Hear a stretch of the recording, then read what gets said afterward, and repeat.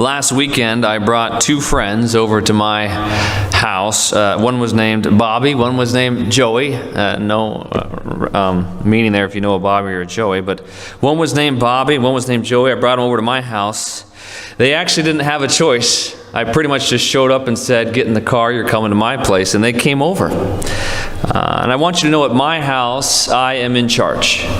I'm in charge of everything. Obviously, it's my place, my rules. Next to my house, as many of you know, is a train track, and I built this train track. I hear the train every night. I'm in charge at my house. And though I would never do anything evil, I determined that my friends, Bobby and Joey, I determined that they should sit down and handcuff themselves to the middle of the train tracks. They are incredibly wicked people, and they love mischief, so they did this, though I did determine every bit of it. But don't tell me I'm wicked, and don't tell me I'm not in charge at my house. In the distance, we hear the train coming. Choo, choo. You know, think Thomas the Train. It's right on time, the train is. I determined that too. I say to them very clearly, they feel it in their hearts. I say to them, you're both in quite a predicament. You know it.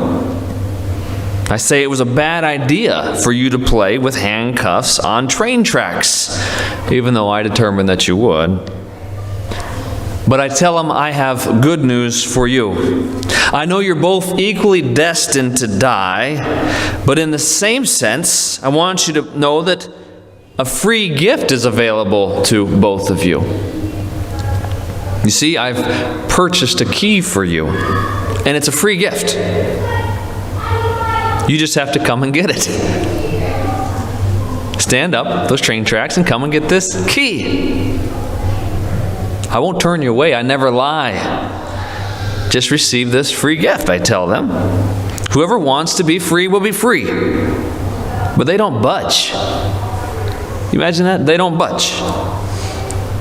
But I walk over and I unlock Bobby. He's just laying there all limp, stiff as a board.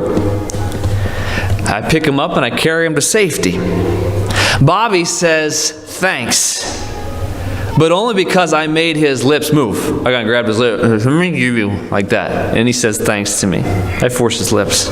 I told Bobby he has amazing faith. I marvel at his faith. I told him I've never seen such great faith, Bobby.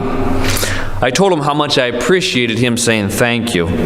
It makes me feel good to be loved in this way. In fact, forever, I'm just going to keep Bobby at my house so I can force him to say thank you and to praise me in my works forever. Meanwhile, Joey's still out there on the tracks like the disobedient little hellion he is. The train's getting closer. I plead for Joey to get up. He's there handcuffed to the tracks. I'm saying, Joey, get up. I tell him, I don't want you to perish. I want you to come to safety. I plead with Joey long and hard to stand up and come to safety. But there he is, just locked to the track. I plead with him kind of like, like a mother hen would try to gather her chickens. That's how I'm kind of pleading, trying to gather him back in. But he wouldn't. He just sat there. He sat there in his wickedness, in his disobedience, all locked up, hopeless-like. Joey wouldn't listen to my gentle pleading, so instead I began commanding him to come to safety. I said, Joey, I command you right now, change your mind and receive this free gift. Now he's squirming a little bit. He's scared as all get out. But that train comes just like clockwork and pulverizes Joey. Blood and guts everywhere. That's what you get for playing on those tracks. You hear me? And nobody can blame me. I determine everything, but that was all on Joey. Okay? Did I tell you that little Joey is only 2 years old? He's only 2 years old.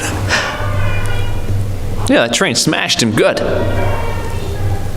Sad thing is, I actually love children. I wish all the little children would come unto me, but that little reprobate deserved every bit of that train track smashing. And that's the end of my story. What words would you use to describe me? What words? Evil, perhaps? Maniacal? Twisted?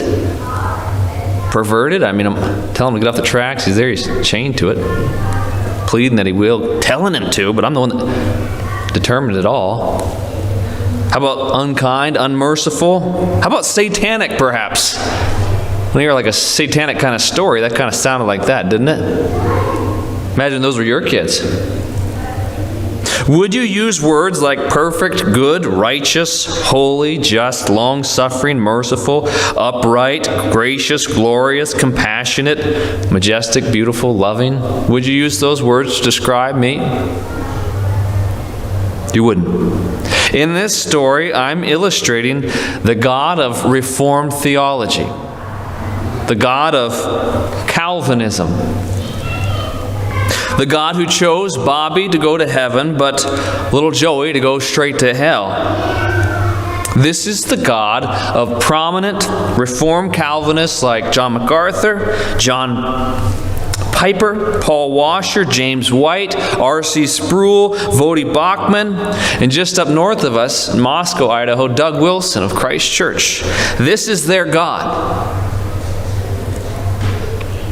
The God of Reformed theology, and I use a lowercase g for that, is a maniacal monster